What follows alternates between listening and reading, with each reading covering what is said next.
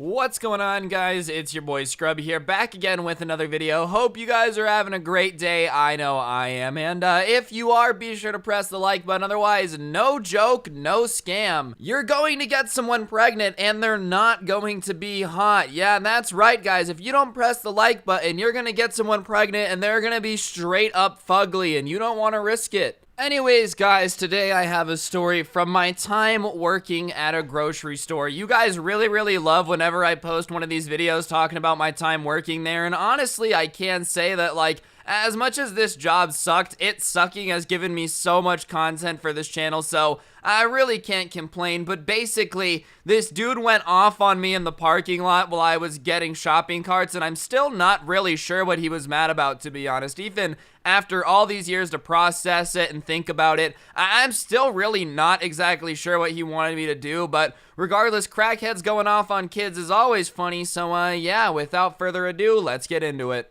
Last year, I was on my way down. I was stuck, yeah, I couldn't find a way out. I wear off-white.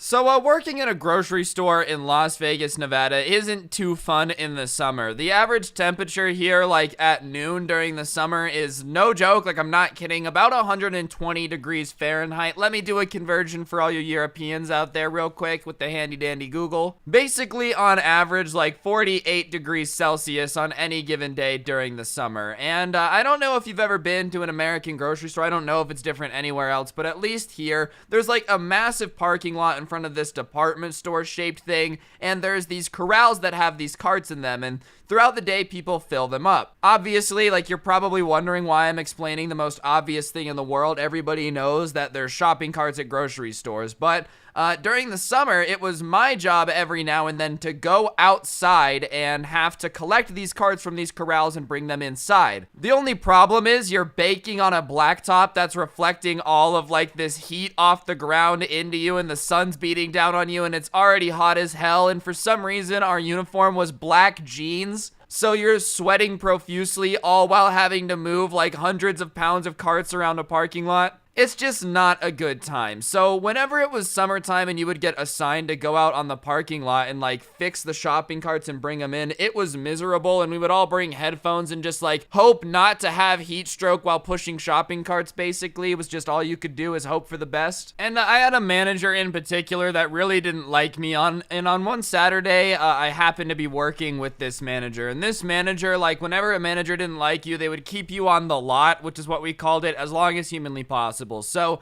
I had already been on the blacktop for like 3 hours, and I had just got on my break, and I only had 2 hours left until I got to go home, and like, it was a miserable summer day. So I come back from my break, and the manager is like, hey, I need you to go back on the lot because blah blah blah's hand hurts and they can't do it. And I'm like, well, I've already been out there for 3 hours, and like, I feel like I'm more sunburned than a piece of fried chicken, so can we just not right now, maybe? And the manager obviously doesn't like my answer and is like, no, you need to get out on the lot. Don't disrespect me. Like, I should send you home right now for that. And honestly, that's not a threat. Like, sending me home instead of sending me out to sweat profusely, like, I'll take those odds any days. But for whatever reason, I'm like, all right, whatever. I'll go back out on the parking lot. So I'm back out on the parking lot, and like I said, I have headphones in. And most people that would come in and park and go into the store can probably tell that I'm a 16-year-old kid sweating my balls off, taking in shopping carts in 120 degree weather. I don't want to talk to you. I have headphones in. Just leave me alone. And for the most part, people were pretty cool about it. And even when people did need to talk to me, they would usually be pretty understanding if it like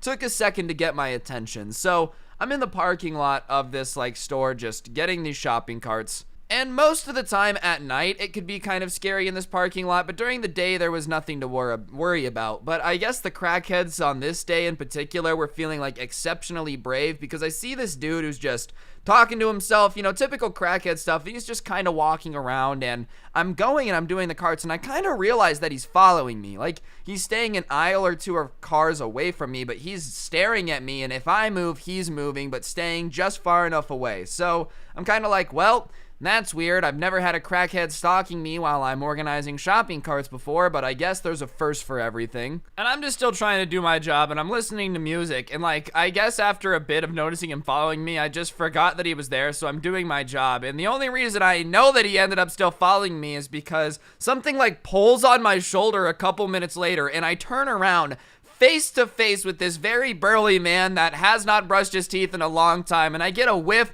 of what smelled like diaper, you know, just straight up diaper. I don't really know what else to say that it smelled like. It smelled like he ate a diaper. Like, that's really the only way to explain it. And I'm not trying to make fun of the guy, okay, but when somebody grabs you and like spins you around to be face to face with them after creepily watching you do your job for a bit, I feel like I have some room to insult the guy, okay? Everybody in the comments, why were you making fun of a crackhead? Yeah, all right, well, you weren't the one grabbed by the crackhead, so shut up. That's all I'm saying. So like, I'm face to face with this crackhead dude, and his mouth is moving, but like, I listen to my music pretty loud. I probably have the hearing of a geriatric 65-year-old man at this point, but I'm listening to music loud so I can see his mouth moving, and I can make out some words like over the music, you know?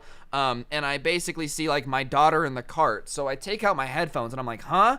And he's grabbing me and he's like kind of shaking me, but you know, with that crackhead strength, so it's like jarring. My brain is shaking around in my head, like, you know, I don't know, what's something that shakes around a lot? Macarena? So whatever, I take out my headphones and he's asking me what I did with his daughter in the cart, and I'm like, what are you talking about? And he looks at me, he's like, you took my daughter. And you know, I'm not saying that I have the best memory ever, okay? I definitely think that I can forget stuff sometimes. I'm a forgetful person. I've never denied that. But what I will say 100% is that I'm pretty sure I would remember stealing a child. On the list of things that I would remember, that's kind of up there near the top of the list. Like with, you know, the time that Subway sandwich ran out of bread, and Pearl Harbor, and 9/11, never forget that. But like, you guys get the idea. Basically, I didn't kidnap a kid. I'm 97% sure. At this point, though, maybe I'm questioning it. Crackhead man here is speaking with some passion, and maybe I am a kidnapper low-key and I just don't remember. It's my alternate personality, Stavos, who is now apparently into human trafficking while also working at a grocery store. I'm not too sure how this works. So I'm kind of like, what are you talking about? And he proceeds to tell me that he has a daughter that lives in our shopping carts, and every time we come out here on the parking lot, we take her. And it's now that I realize that there is no actual child. Thank goodness that this person is not raising anyone. Could you imagine, like, your dad is just, you know, the crackhead that lives in the parking lot of a grocery store? But the thing is, most people would be like, you don't have a kid, stop, like, why are you bugging me? But I'm not trying to make a crackhead mad, because the only thing that's scarier than a crazy crackhead is an angry crackhead. That's just some solid advice from somebody that's been around the block a couple times when it comes to dealing with crackheads. So I'm like, oh, I didn't move your daughter. I wasn't the one out here earlier today. Like, I straight up lied to him, you know, because he's a crackhead and I don't feel bad. So whatever. And he's like, oh, okay, well, who was out here? And I'm like, oh, okay, well, this girl was. However, she did tell me where she put the shopping cart with your daughter. And his eyes get all big and he's like, can you show me? And I'm like, yeah. So I go back to one of the like cart corral things that I had done first, and somebody had already put one cart in, and I said, see, look, we left the one just for you. And he's like, oh my God, yes, look, she's right there. Isn't she adorable? There was nothing in the cart. There was literally nothing. There was just air, but I smiled and was like, yep, she looks just like ya, because when the crackhead's happy, you just gotta let him have it, all right? You don't want to start arguing with them. So whatever, I reunited a family, you know. I'm not trying to say that I'm an American hero, but I definitely am. So whatever, I finish my carts and I look over and like homeboy is straight up talking to this empty shopping cart, and I think that's inside of it, but I go back inside, and maybe like 5 minutes later, I'm bagging groceries again, thankful to be inside, about to clock out. So like, the way it worked, we would be off at a certain time, but we had to get approval from our manager to leave, which is just like the worst thing ever. So I was supposed to be off at 9. It's like 9:15 now. I'm getting really, really annoyed because, you know, I'm just straight up not vibing with the work vibe tonight. I'm not gonna lie, I definitely was not very nice to this manager either. Like, they had reasons not to like me, but that's another story. And I'm just sitting there and I'm kind of looking at the manager and I'm like, can I go home yet? And they're like, wow, we're in a rush right now after this rush. And there was no rush. There's nobody there. And then I hear a voice from over my shoulder and it sounds kind of familiar. And I look over and it's Crackhead guy and he's like, are you the manager? And the manager's like, yes, because, you know, this guy looks like a crackhead. Her eyes are all wide, not really knowing what's going to happen. And he proceeds to say how, like, I was so helpful outside and helped him find his daughter and all this stuff.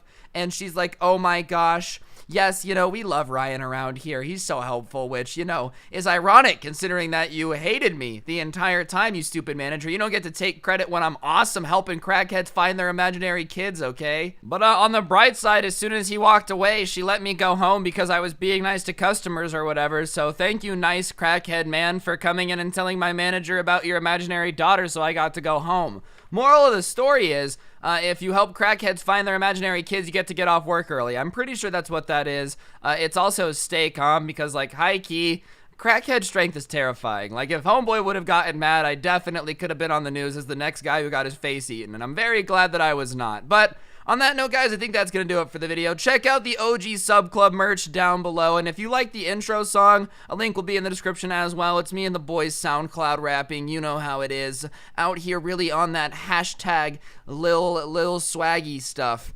That was terrible. Anyways, guys, today's notification shout out goes to Ferris Morty 63. Big thank you for having on notifications. If you want notifications, shout out, turn them on. Send me a screenshot to my Instagram at Scrubby. Follow me over there too. Twitter's at Scrubby_69. And yeah, on that note, don't get anyone pregnant. If you do, make sure they're hot. I'm gonna go save a crackhead's imaginary baby now, and I'll see you guys tomorrow with another video. I'm out. Peace.